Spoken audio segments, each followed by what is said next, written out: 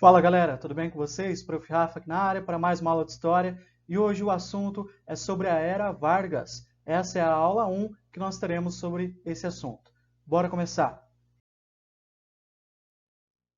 Bom pessoal, para a gente falar sobre Getúlio Vargas, um momento aí que tem a Carmen Miranda, como você está vendo nessa imagem, como a gente já falou do Zé Carioca, produzido pelo Walt Disney, na política de uma boa vizinhança com os Estados Unidos, você tem que entender que Getúlio Vargas ele vai entrar no poder em 1930 e vai começar um momento na história do Brasil muito complexo, muito contraditório, cheio de coisa acontecendo.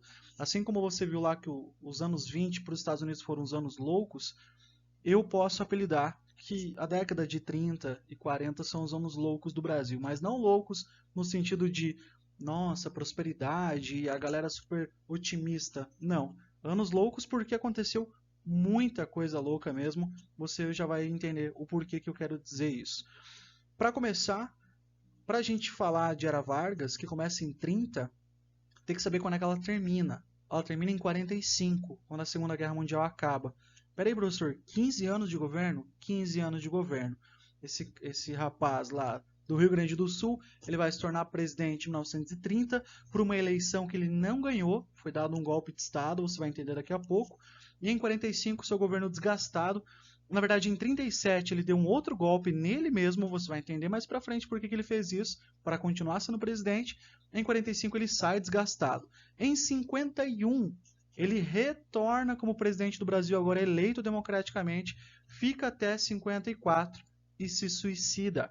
Então ele foi um cara que passou pela história do Brasil, ficou 15 anos no governo, depois volta, sai em 45, volta em 51, fica até 54, se suicida e acaba a sua história. E aí ele termina na carta do testamento falando, na carta do testamento falando, abre aspas, saio dessa vida para entrar para a história. E de fato, né, ele acabou entrando para a história. E se perguntar, prof, mas louco só por conta disso? Só, né, entre aspas? Só porque um cara ficou 19 anos como presidente? Só porque ele deu um golpe em si mesmo? Só porque ele se matou no segundo governo? Não só por isso. Nesses 15 anos que a gente vai ver de governo, porque os 4 anos democráticos que vieram lá na década de 50, a gente vai falar em um outro momento. Mas esse momento de 15 anos que a gente chama de Era Vargas, além de todas essas loucuras que eu já acabei de te contar, a gente vai ver que teve um momento na Era Vargas que houve uma ditadura. Ditadura com todas as letrinhas. Ditadura com morte, com repressão, com tortura, com propaganda ideológica, com exílio, enfim. Então houve um período na verdade, de 37 a 45, que foi ditadura. Dentro desse governo teve, nesses 15 anos, além disso, teve progresso, teve novas constituições para o Brasil, teve a arte valorizada como uma cultura nacional, a exemplo do samba, que foi criticado no começo, mas depois virou ferramenta do governo. Foi criada a CSN, que é a Companhia Siderúrgica Nacional, que foi base para a industrialização brasileira. Criou as bases que depois vai ter a Petrobras na década de 50. Aumentou os direitos dos trabalhadores, teve também a participação das mulheres na Constituição de 34 com direito ao voto. Você tem o salário mínimo sendo instituído pela CLT, a consolidação das leis de trabalho. Enfim, então você tem uma série de coisas que é um momento muito complexo. E é tão complexo que eu dividi esse tema em 3 partes, que são as partes mais organizadas, né? As aulas de história sobre Era Vargas se organizam dessa forma. Qual forma? Bom, eu quero que você preste bastante atenção no que eu vou te falar.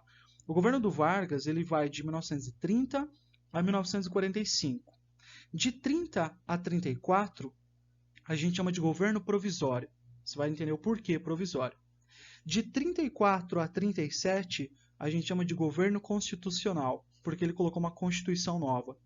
Em 37, ele dá um golpe de Estado nele mesmo, nessa constituição que ele colocou, e ele fica no cargo permanentemente. Na verdade, ele sai em 45, mas assim, quando ele dá o golpe em 37, ele usa como uma desculpa um plano que o próprio governo montou, você vai ver mais para frente, ele começa o que a gente chama de Estado Novo, Ou seja, a ditadura varguista, a ditadura getulista começa em 37. Então, de novo, de 30 a 34, governo provisório, de 34 a 37, governo constitucional, de 37 a 45 é o Estado Novo, é a ditadura de Vargas.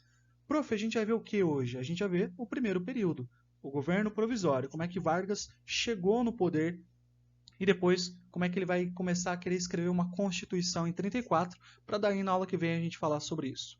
Bom, na página 118, eu quero que você pegue lá para acompanhar comigo, ele tem uma pergunta em laranja que diz assim: como Getúlio Vargas subiu ao poder no Brasil e conquistou grande popularidade? Além disso, tudo que eu comentei para vocês tem mais esse tempero. Ele era um cara carismático, ele era um cara conciliador, ele foi apelidado de pai dos pobres, ele foi apelidado de mãe dos ricos. Você vai entender mais para frente o porquê disso tudo. Então, além desses temperos, né, muito doido aí que eu já contei para você, tinha mais isso. Ele era um cara popular. Ele usava do seu carisma como uma ferramenta, até tem um caráter populista aí para poder governar. Para poder governar, não, para governar, tá? Na página 118 ele vai te dar um panorama do contexto de como que ele chega no poder. Bom, o primeiro parágrafo vai falar sobre uma coisa que a gente falou lá atrás, política do café com leite. São Paulo e Minas Gerais ficavam revezando no poder presidencial. Então o primeiro parágrafo diz assim: você estudou que na Primeira República, a República Velha, a República Oligárquica, que a gente viu lá atrás, houve um arranjo político entre as oligarquias de Minas Gerais e São Paulo, que ficou conhecido como política do café com leite.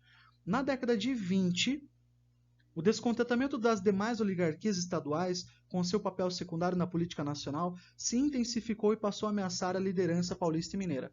Traduzindo, os outros estados também queriam poder, as outras oligarquias, os outros fazendeiros poderosos, os outros tenentes pelo Brasil, os outros grandes latifundiários também queriam poder. E aí a situação vai querer mudar, porque já fazia muito tempo que São Paulo e Minas Gerais ficavam nessa onda de revezamento de poder no governo federal. No segundo parágrafo, ele vai falar um problema que aconteceu, que foi o seguinte: de tempos em tempos, São Paulo indicava o presidente da República, na próxima era Minas Gerais.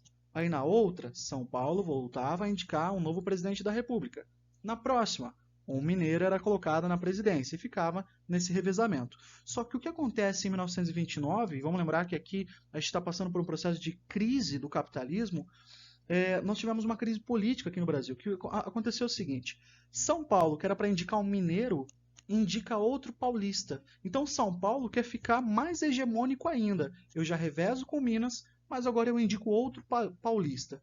Bom, quem são essas pessoas? Quem estava no poder, quem era o presidente na época, em 29, é um cara chamado Washington Luiz, um paulista, representando São Paulo, né?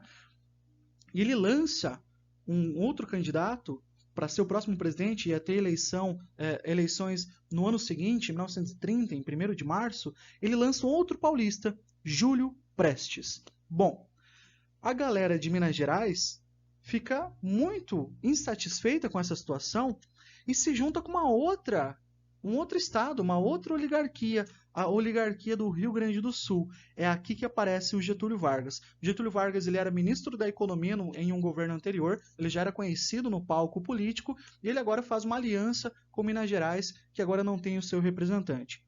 E aí o segundo parágrafo continua falando assim: descontentes, mineiros e gaúchos se aproximaram, reuniram oposições de outros estados contra São Paulo e formaram o que a gente chama de aliança liberal. Então imagina várias oligarquias do país inteiro se unindo contra São Paulo para acabar com essa hegemonia do poder federal, e esse grupo, esse movimento é chamado de aliança liberal.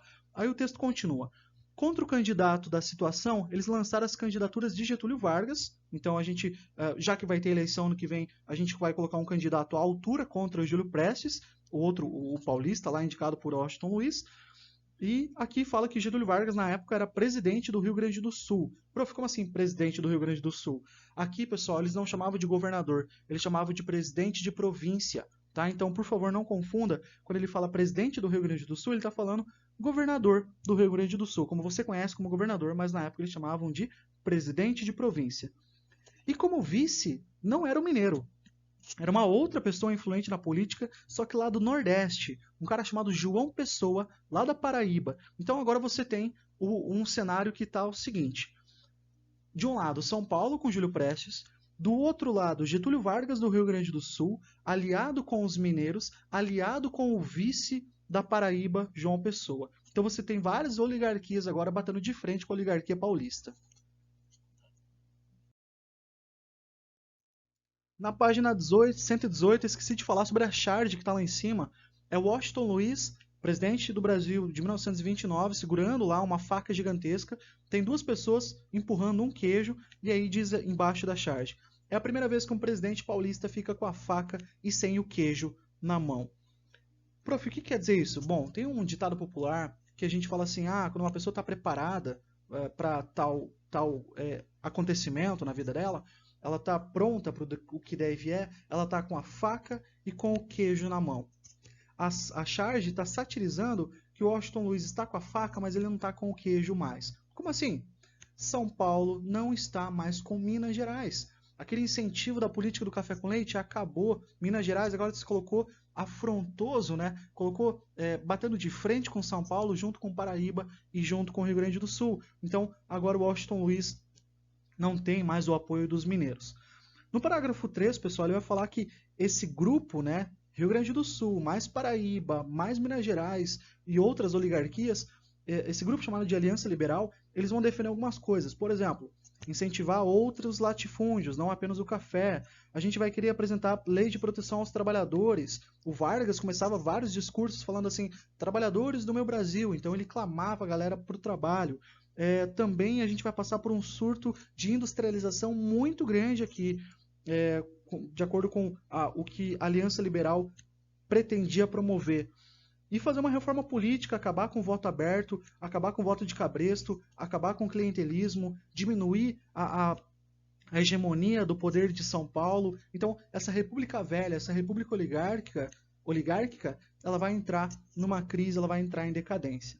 E aí o último parágrafo fala que, além disso tudo, além dessas oligarquias baterem de frente com São Paulo, tem um detalhezinho. Em 1929 acontece a quebra da Bolsa de Valores de Nova York, que você já sabe o que foi. E aqui piora a situação no Brasil porque Estados Unidos comprava muito café do Brasil, eles reduzem essas importações, o preço internacional vai cair porque quanto mais café no mercado, menor o preço, e aí chega uma hora que essa grande quantidade de café disponível no mercado e a queda no consumo agravaram a crise no setor cafeeiro, ou seja, os paulistas do café eles vão ter a sua economia abalada, o que vai causar um desentendimento entre governo, entre produtores de café. Teve aquele lance que eu falei para vocês já, que o governo pega milhões de sacas de café, acaba queimando para diminuir a sua oferta e aumentar o seu preço. O Vargas também fez isso. Então, o Vargas ele bateu de frente com os paulistas, mas ao mesmo tempo ele forneceu base para o paulista não quebrar. Queimou o seu café para que o preço aumentasse e o produtor de café, tão importante nesse momento no sentido de base da economia, não quebrasse também. Então, ao mesmo tempo que eu bato de frente com o paulista cafeeiro, eu dou suporte para que ele não quebre. Então, o Vargas tem muito disso, de usar o seu carisma para conciliar. Então, isso é um fato bem marcante do governo de Vargas.